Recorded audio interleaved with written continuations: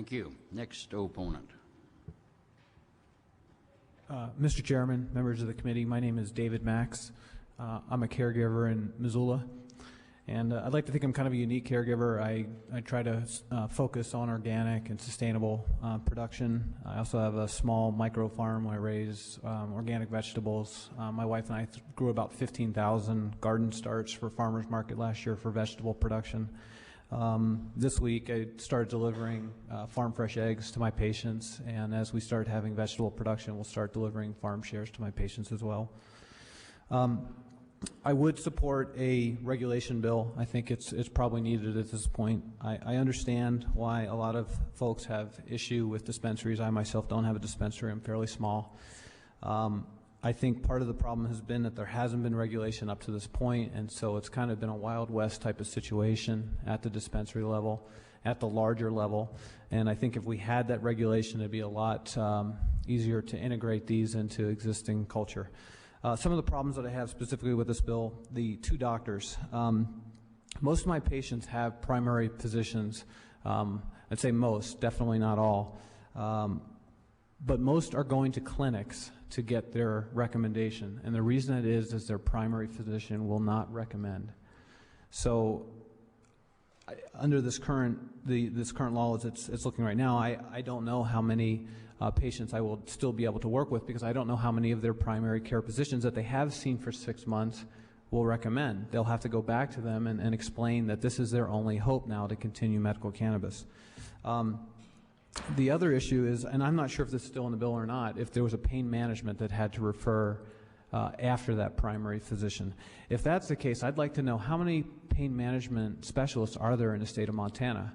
I don't think that we have that many. At one point, I thought I had heard a number quoted of under 20.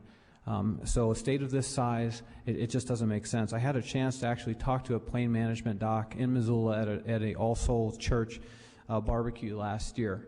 And we had a long conversation, spoke for about an hour and a half about this whole industry, about cannabis as medicine. And he was a great guy, seemed very open, seemed very compassionate.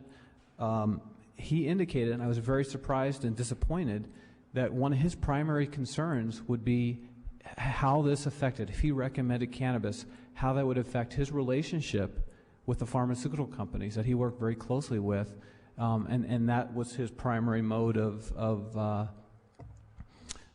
treatment for patients. So, again, we get back to that pharmaceutical company relationship, and if we're talking about pain management docs, that could be problematic. So if that happens, and you have these patients, and we have a lot of people, I have patients that are first-time users of cannabis that are finding great relief from it. They're not going to decide to not use cannabis. Now that they found it, it works for them, they're going to continue to try to find it. And where are they going to go? They're going to go to the black market. And it's in my opinion that the black market will be bigger than it's ever been in the state.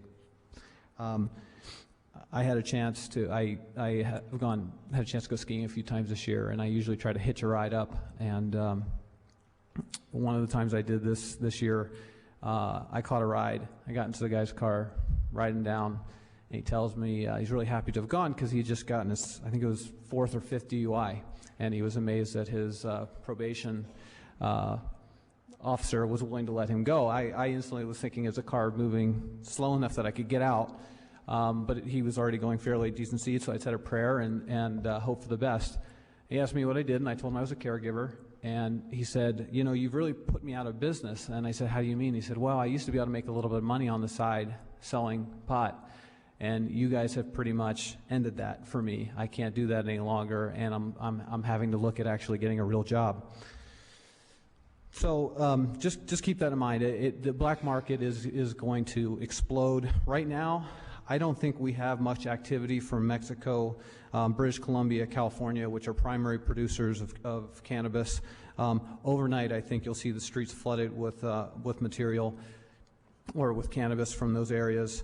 And instead of money being spent locally to produce it here in state, that money will now be out of state.